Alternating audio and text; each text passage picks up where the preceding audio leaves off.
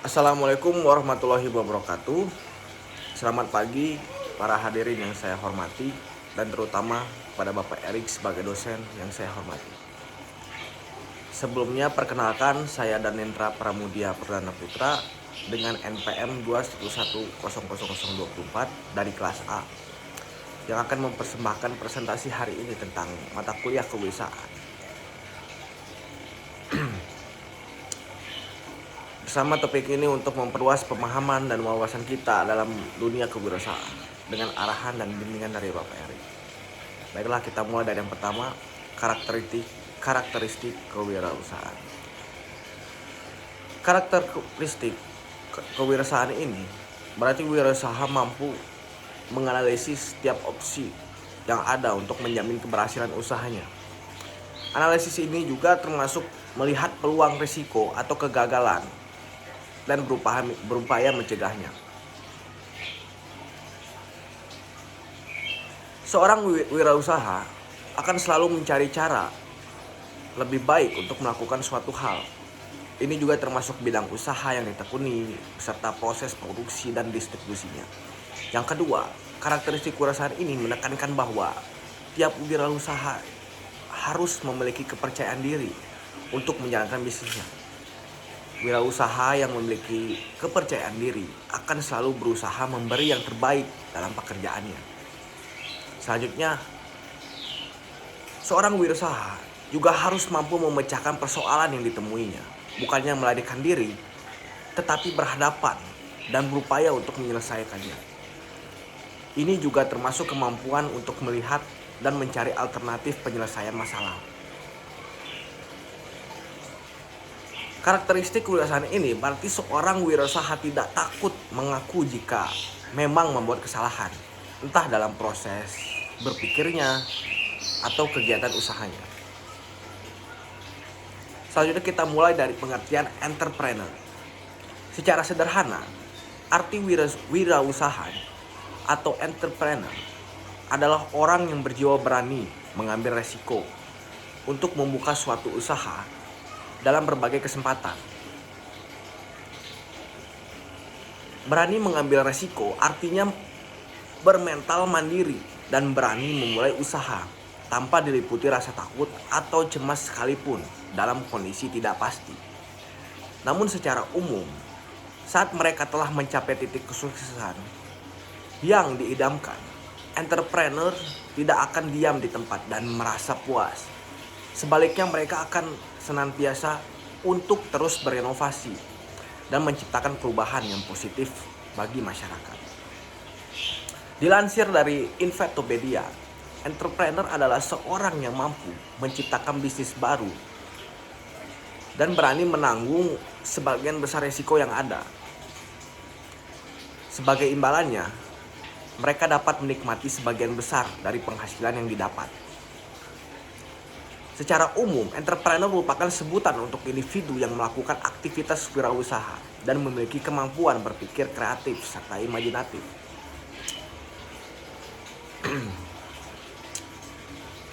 Nah, tadi kita telah menjelaskan prinsip-prinsip kewirausahaan yang berkaitan dengan profesi hukum. Oke. Penting untuk mempertimbangkan bagaimana karakteristik dan nilai-nilai kewirausahaan dapat diterapkan dalam konteks hukum. Kita mulai dari inovasi hukum. Seperti dalam dunia bisnis, inovasi juga penting dalam profesi hukum.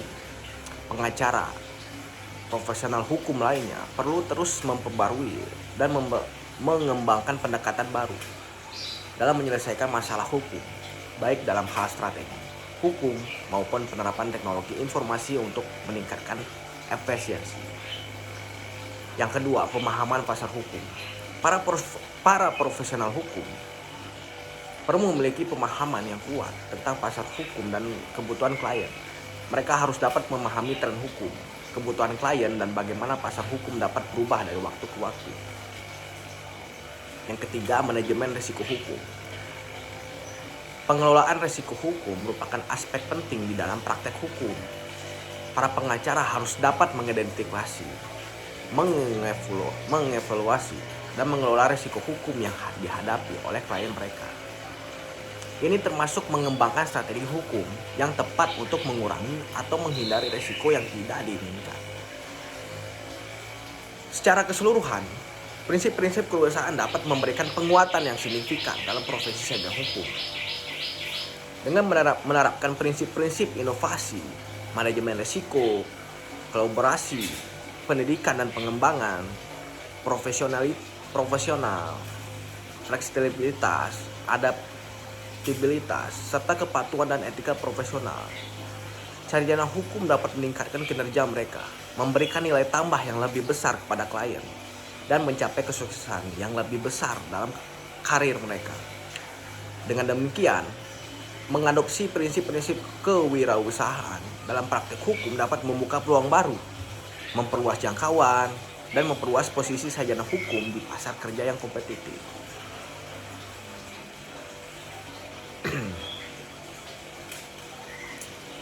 Sarjana hukum yang mengadopsi prinsip inovasi akan mampu mengembangkan pendekatan baru dalam menyelesaikan masalah hukum. Mereka akan terbuka terhadap adopsi teknologi informasi untuk meningkatkan efisiensi dalam praktek hukum mereka. Dengan demikian, mereka akan dapat memberikan solusi yang lebih efektif dan kreatif bagi klien mereka.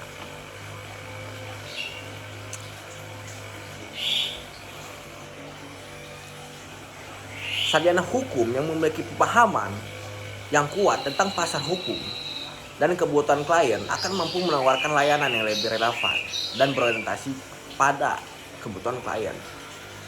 Mereka akan dapat memahami tren hukum dan perubahan dalam pasar hukum, sehingga dapat mengambil langkah yang tepat untuk memenuhi kebutuhan klien mereka.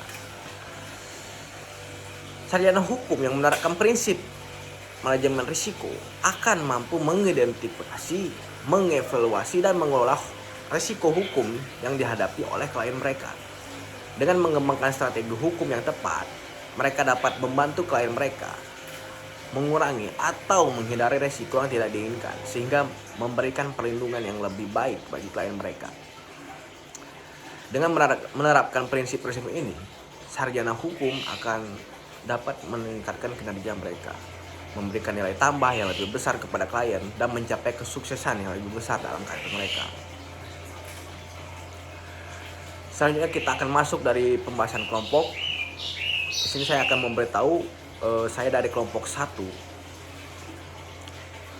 Pada waktu itu saya mewawancarai jasa cuci sepatu. Di situ saya mendapatkan kesan yang banyak tentang pelajaran apa yang saya dapat. Kesan yang pertama itu yang saya dapat adalah salah satu kesan utama yang saya dapatkan adalah bahwa permintaan untuk jasa cuci sepatu terus bertumbuh.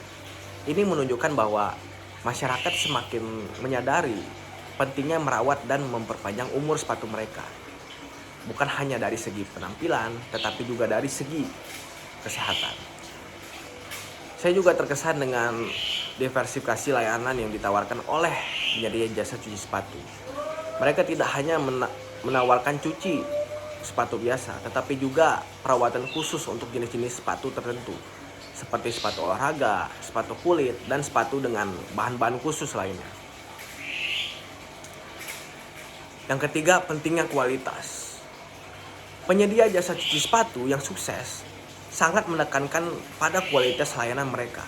Mereka menggunakan teknik-teknik cuci yang tepat dan bahan-bahan pembersih yang berkualitas tinggi untuk memastikan bahwa sepatu klien mereka dibersihkan dengan baik tanpa merusak material. Selanjutnya, pesan yang saya dapat. Pesan yang saya tangkap adalah pentingnya perawatan yang teratur untuk sepatu. Penyedia jasa cuci sepatu menyarankan agar sepatu dicuci secara teratur untuk menjaga kebersihan dan memperpanjang umur sepatu. Pesan lain yang saya dapatkan adalah pentingnya memberikan edukasi kepada pelanggan tentang pentingnya perawatan sepatu yang baik.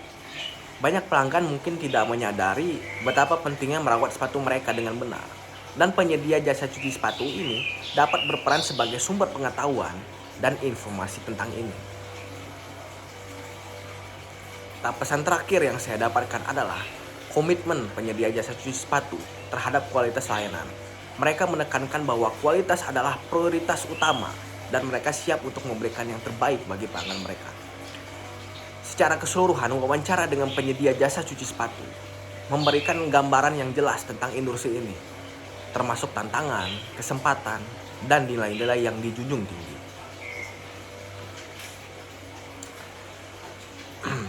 Kesimpulan yang saya dapatkan dari kunjungan pelaku usaha yang saya kunjungi kemarin adalah saya mendengar, saya bertanya tentang latar belakangnya apa sebagai jasa cuci sepatu ini. Sang narasumber menjawab, awalnya jauh dari profesi hukum. Awalnya saya merintis di wedding, cuman lama-kelamaan berpikir untuk kedepannya mau kayak gimana. Dan akhirnya jika tidak mau bekerja untuk orang lain, ya kita yang mempekerjakan orang lain. Itu pilihan sang narasumber waktu saat itu. Seperti itu. Yang kedua, jika kita melihat peluang yang baik untuk kedepannya, ya lebih baik kita langsung berani terjun dan tidak hanya memikirkan mau kedepannya mau gimana. Yang penting kita mulai dahulu. Nah, itu termasuk prinsip entrepreneur, jiwa-jiwa entrepreneur.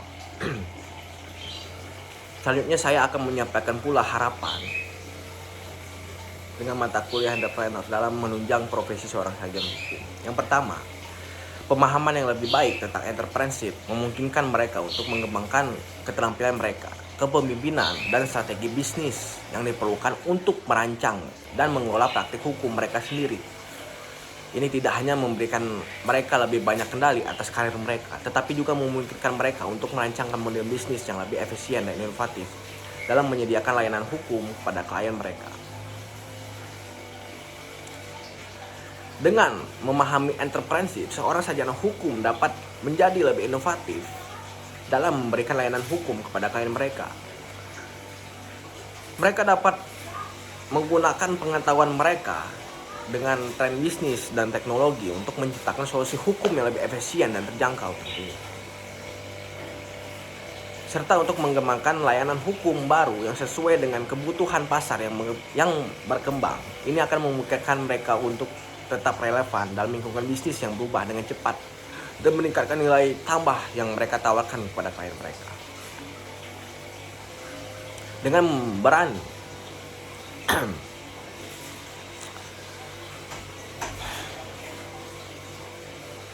selanjutnya, dengan berani membuka jasa cuci sepatu sendiri, seseorang tidak hanya menciptakan peluang bisnis bagi dirinya sendiri, tetapi juga menunjukkan semangat entrepreneurship yang kuat. Langkah ini memungkinkan seseorang untuk menggabungkan kreativitas, ketekunan, dan keahlian praktis untuk membangun sesuatu yang berarti dan berdampak positif bagi masyarakat sekitar. Dengan keyakinan dan dedikasi yang tepat, langkah tersebut bisa menjadi awal dari perjalanan yang menginspirasi dan sukses dalam dunia entrepreneurship. Itu kesimpulan yang saya dapatkan dari kerja kelompok kemarin. Dan terakhir, ada penutup. Dengan menjadi seorang entrepreneur, seseorang tidak hanya mengejar kesuksesan bisnis, tetapi juga memperjuangkan perubahan positif dan inovasi dalam lingkungan kerja yang sudah ada. Dengan mengintegrasikan keterampilan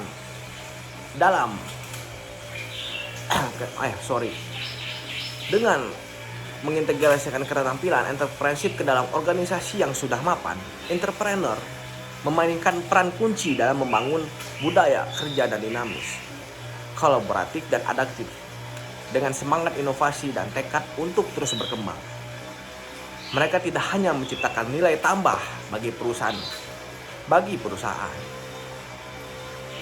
tetapi juga memperkuat fondasi untuk pertumbuhan dan keberlanjutan jangka panjang. Sekian dari paparan